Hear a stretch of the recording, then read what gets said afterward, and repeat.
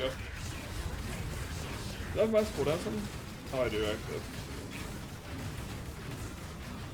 I don't. Okay.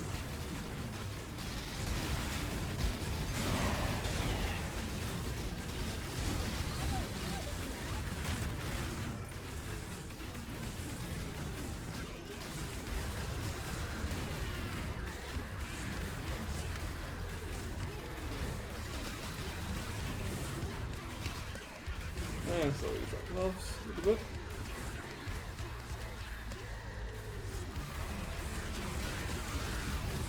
There we go. Yes.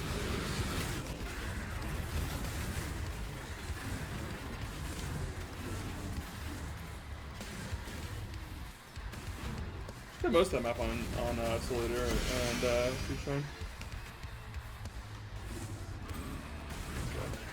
I want to do a build update for the Scourge of the Menace build I was putting together. So I was doing a hip-based build with full Taxic, and so eventually I got full Taxic. Actually, it's 5-socketed. Unfortunately, due to corruption, I have a hard time getting good sockets on here.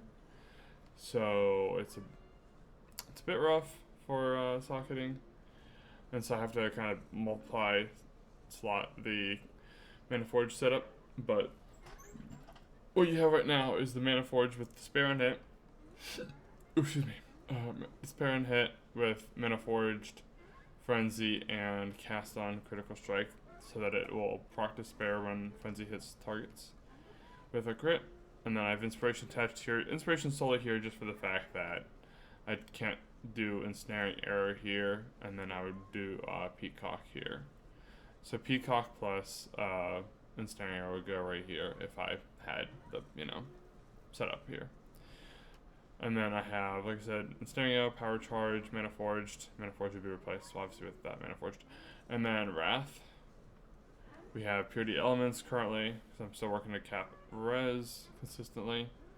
And then I have a cast 1 damage taken with Steel Skin. We have a Summon Ice Golem that I honestly probably have down for like 80% of the time because of it's just too squishy for it to live through most maps. So, is what it is. Flame Dash attached to Void Manipulation. I kind of had it here because I was leveling Void Manipulation for Scourge Arrow. But it's right now just kind of making sure that I don't self-kill from Elemental Reflect maps. And then I have, you saw here already, Blood Rage, and that's it. And then your Scourge Arrow setup right here, Scourge of the Menace, has crit, lightning, returning proj, and volatility. Ideally, you want to drop returning proj and slot a Menace, and then you want to take the inspiration from here into here. Unfortunately, I don't have a Menace yet, even though they're pretty dirt cheap this league. I don't have one yet, so for now, returning proj because you get all the returning arrows off the Thorn Pods, which you require 55 proj speed, but I have that on the passive tree between ballistics and then the 2 nodes down here for long shot. So that's 60%. I already went over that in the other video that I showcased it functioning. But yeah, so if you fire it out, you can see all the projectiles collapse back onto you. It's pretty decent, but you need some survivability to really make use of the returning proj. So for now, I'm still kind of squishy. I have Evasion Flask, Move Speed Flask, Onslaught Flask, Crit Flask.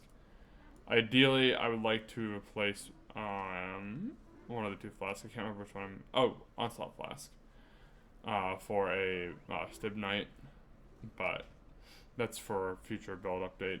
Also, Soul Ascension in here with +5. +5 is plenty fine. You don't need that many. +5 plus the Soul Eaten. You only really get this racked up during like Legions or like Abyss encounters. And then I have a Huey's Truth, and I have a decent Majestic pelt. Not great, just has some max life and res stats just to cap off. And then Boot, same thing, just kind of enough to cap off res and have some move speed. No life on the boots, unfortunately. And then I have a Dark Throne, self-farmed, 94%. I'd like to get a better one. And then I have just, ideally, it's just some hit jewels on here. And then phasing on kill is also really nice. For the tree, I'll still have Primal Spirit for now until I get enough strength and int from gear so that I can drop that. And then I have a jewel here. This is kind of, a lot of these are just kind of fill jewels until I get something good. But yeah, lightning hit and then blind is mostly what I'm taking this for. Multi's nice, evasion's nice, but mostly blind and the lightning damage. Standard kind of pathing here. I'm grabbing both of these because even though it's getting converted, the lightning damage still gets all the benefits from the elemental damage with attacks bonus. So I'll take the elemental damage with attacks when you can. It is nice. Crit, normal 25 crit multi. This is just so I can fill up the inspired learning. It's just this, then that.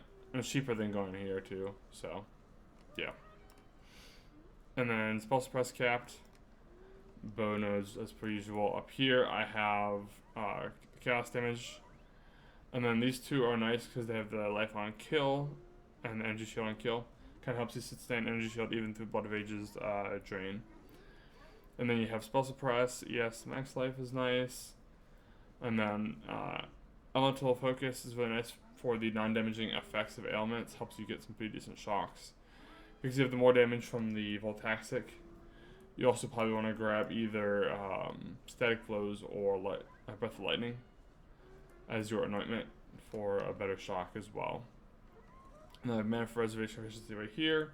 You can also take the Mana Reservation Deficiency here, but the flat cost of Precision becomes a lot better if you have the 28% increased mana pool.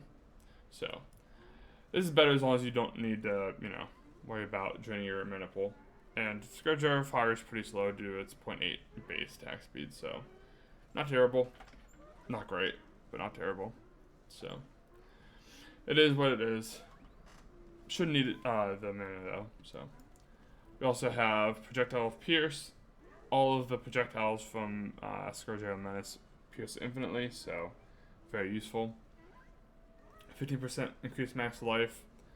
Even though it does say take damage before life. Or sorry, 5%, yeah. Voice bonds life before you.